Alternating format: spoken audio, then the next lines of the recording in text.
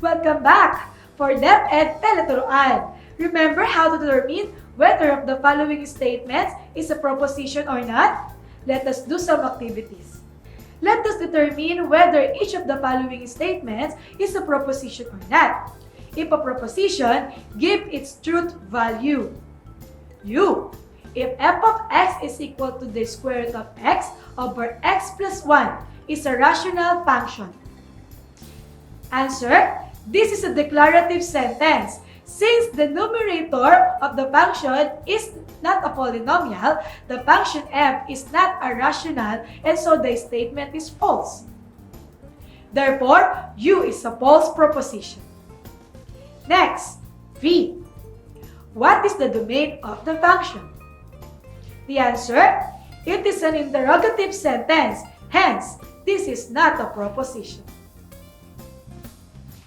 W. I am lying. Although it is a declarative sentence, it is not a proposition because it can neither be true nor false. To see this, suppose one assume that W is true. That is, in this case, that I am lying. Since I am lying, my statement is not true, and so W must also false. Similarly, assuming W is false would also lead to the conclusion that it is true as well. Next, P of 1. It is not the case that square root of 2 is a rational number. The answer, this is a declarative sentence, and it will be shown later that square root of 2 cannot be expressed as a quotient of two integers. Thus, P of 1 is a 2 proposition. P of 2. Either logic is fun and interesting or it is boring. Answer, it is a declarative sentence, which is true for anyone because each of us finds logic either fun or boring. Hence, P of 2 is a true proposition. P of 3. If you are a grade 11 student, then you are a Filipino. This is a declarative sentence, but it is not true. There are also grade 11 students of other nationalities. P of 4. If you are more than 60 years old, then you are entitled to a senior citizen's card. And if you are entitled to a senior citizen's card, then you are more than 60 years old. The answer, we know that it is true proposition. Furthermore, we can express that whole statement as you are more than 60 years old if and only if you are entitled to a senior citizen's card. Consider the following mathematical sentences.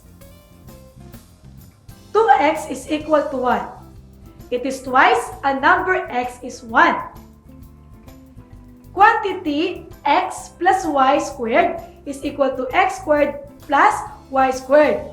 It is the square of sum is the sum of the squares. We cannot tell because both sentences involve some unknowns x and y. Thus, the given statements are not propositions. Let us proceed with the two different types of propositions. The first one is compound proposition, and then the second one is simple proposition. Compound proposition, it is a proposition formed from the simple propositions using logical connectors or some combination of logical connectors. Some logical connectors involving proposition P, N, or Q may be expressed as follows. Not P, P and Q, P or Q, if P, then Q. A proposition is simple if it cannot be broken down by further into other component propositions. For each of propositions in the last examples, let us determine whether it is simple or compound propositions. If it is a compound proposition, identify the simple components. P. Mindanao is an island in the Philippines. It is a simple proposition. Next, R. My seatmate will get a perfect score in logic exam. The answer is simple proposition. Next, T, 3 plus 2 is equal to 5. Answer, simple proposition. Next, U, f of x is equal to square root of x over x plus 1 is a rational function. Sir, simple proposition. Next, P sub 1. It is not the case that the square root of 2 is a rational number. It is a compound proposition, and its simple component is square root of 2 is a rational number. P of 2. Either logic is fun and interesting or it is boring. It is a compound proposition, and its simple components are logic is fun, logic is interesting, logic is boring. Next, P of 3. If you are a grade 11 student, then you are a Filipino. It is a compound proposition, and its simple components are you are a grade 11 student and you are a Filipino. Next, P of 4. If you are more than 60 years old, then you are entitled to a senior citizen's card. And if you are entitled to a senior citizen card, then you are more than 60 years old. It is a compound proposition, and its components are you are more than 60 years old, and you are entitled to a senior citizen's card.